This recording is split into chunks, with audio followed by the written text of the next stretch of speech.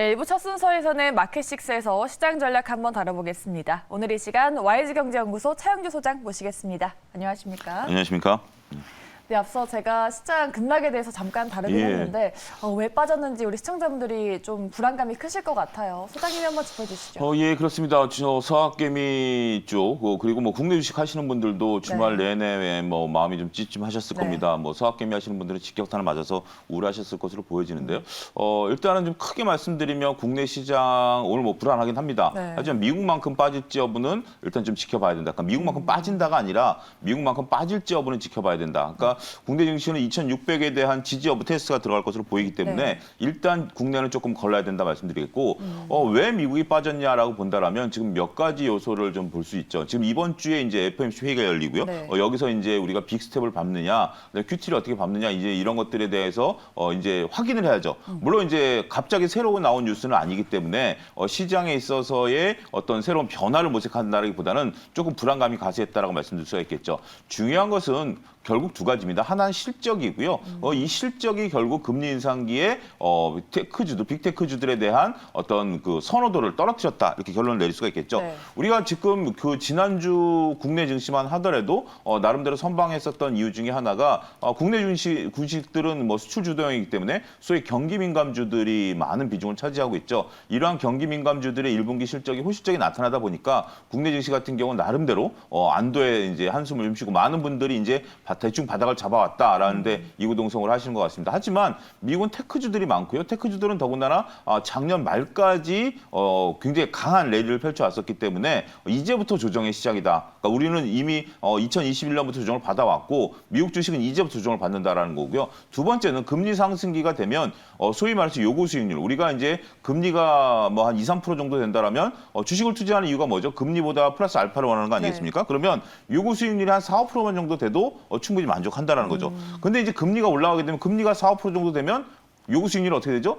거의 뭐 8, 9% 정도로 올라갈 수밖에 없는 거죠. 그런데 실적이 안 나온 거죠. 이러다 보니 지금 현재 미국의 테크주들이 투자자들로부터 외면을 받을 수 있는 그런 요소로 자리매김하고 있다. 이렇게 설명을 드릴 수가 있겠습니다. 네, 정말 주말 동안 불안하신 분들 많으셨을 것 같은데 오늘 우리 증시 흐름을 잘 체크해 봐야 될 것 같습니다. 그럼 이런 하락장 안에서 우리 소장님이 눈여겨보신 섹터가 궁금한데요. 어떤 게 있을까요? 아무래도 뭐 미국 주식이 있어서 대부분 빠졌기 때문에 저희가 뭐 특별히 언급드릴 수는 없겠습니다만 그래도 나름대로 국내 주식과 좀 연결고리를 찾아서 그러니까 무조건 미국 주식이 나빴었다라기보다는 거기서 국내 주식과 어떤 투자율을 얻어야 될까 오늘은 좀 거기에 포커스를 좀 맞춰봤습니다. 첫 번째 아마존을 이제 좀 말씀드릴 수밖에 없겠는데요. 아마존 같은 경우 1분기 실적이 굉장히 좀 실망스럽게 나왔습니다. 그러니까 우리가 아마존이나 알리바바 같은 이런 플랫폼 기업들, 물론 이제 알리바바는 중국과 연계가 돼 있으니까 그 부분은 잘라낸다 하더라도 아마존과 알리바바가 지금 플랫폼으로서의 장악력은 떨어지고 있다. 지금 그런 부분들을 인정해야 될 것으로 보여집니다. 더군다나 지금 이제 이게 가만히 있어도 실적이 떨어지는데 리오프닝과 관련해서 온라인 매출이 더군다나 떨어졌다라는 거죠. 그런 부분들이 상당히 안타깝다라고 좀 말씀드릴 수가 있겠습니다. 우리가 이제 저도 핸드폰에 있는 뭐 저도 어느 정도 나이가 있으니까 쓰던 앱만 쓰게 돼요. 새로운 거는 좀 어색하더라고요. 이제 제가 지금 뭐 개인적인 일 때문에 여러 가지 이제 사무용 집기를 사면서 이렇게 봤는데 제가 보는 데는 별로 없더라고요. 그래서 다른 데를 가서 보니까 불편하더라고요. 거긴 더 많은데 불편하더라고요. 그래서 이제 어쩔 수 없이 이걸 사용해야 되는데 젊은 층들은 그게 아니잖아요. 그냥 자기가 이제 어떠한 웹이든지 사용할 수 있다라고 보면 그분들의 입장에서 보면 과연 이런 알리바바와 아마존이 비교 우위를 나타낸다라고 보기에는 조금 어렵다라고 좀 말씀드릴 수가 있겠죠. 따라서 플랫폼 주식들 전반에 대해서 우리가 가치가 좀 떨어지고 있다. 이 점을 좀 인정해야 되지 않을까 말씀드릴 수가 있겠습니다. 네.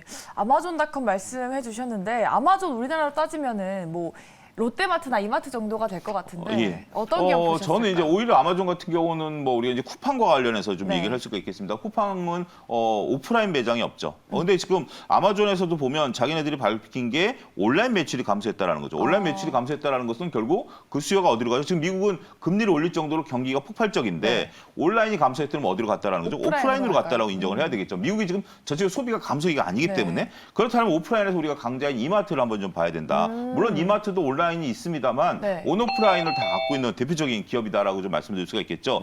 오프라인 매장에 대한 실적 기대감 가질 필요가 있다라고 보여집니다. 특히 이마트가 지금과 같은 어떤 뭐 코로나 상황에서 어려울 때 자산 유동화를 많이 시켰어요. 그러니까 결국 이마트 매장을 팔아서 리세일 방식으로 다시 들어가면서 현금을 좀 창출시켰거든요. 네. 그런 부분들 때문에 앞으로 이제 그 비용에 대한 부담 이런 것들을 들었고 본격적인 나들이 철입니다. 네. 지금 오늘부터 이제 실외에서는 마스크를 벗게 돼 있죠. 맞아요. 그렇기 때문에 아무래도 뭐 나들이 가려는 분들이 있고 나들이 가게 되면 우리가 뭐 이게 과연 기업 실적에 얼마큼 영향을 미치느냐 보니까 굉장히 크더라고요.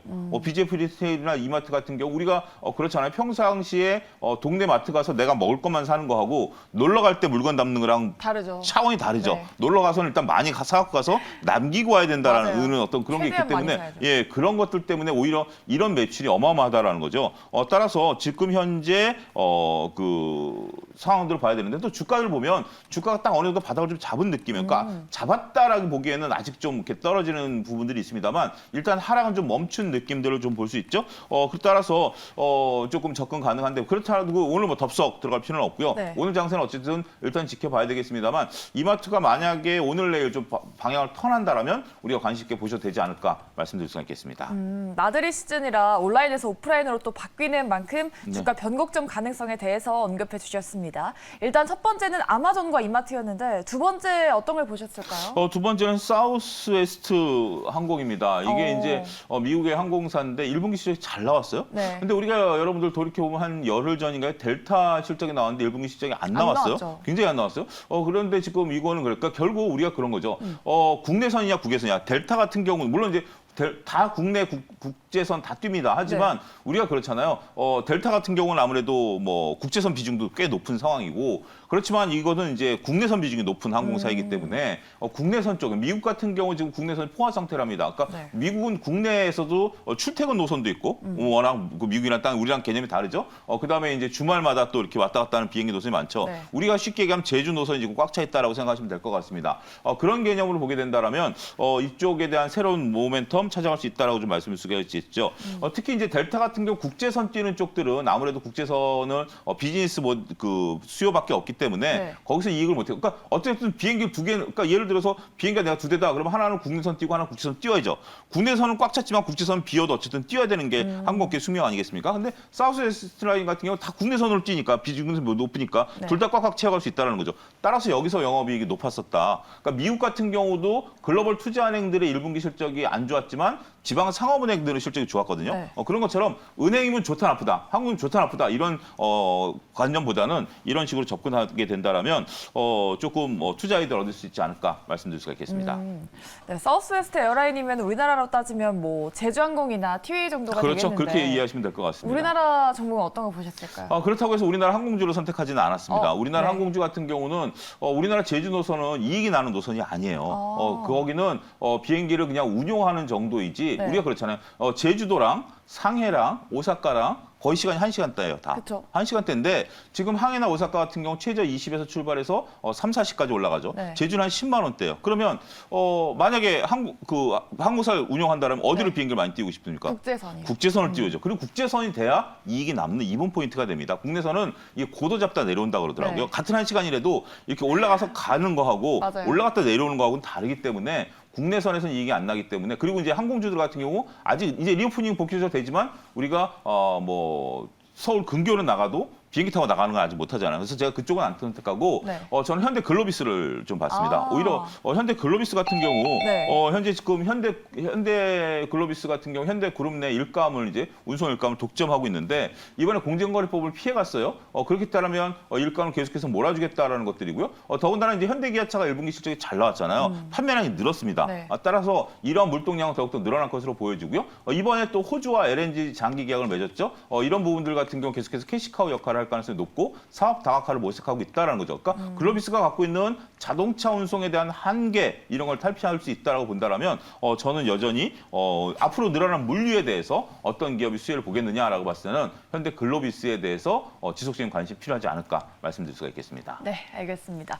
우리 국내 시장에서는 현대글로비스 관심 가져보자라는 의견까지 들어봤습니다. 오늘 마켓 식스 함께 한 분은 YG경제연구소 차영주 소장이었습니다. 말씀 고맙습니다.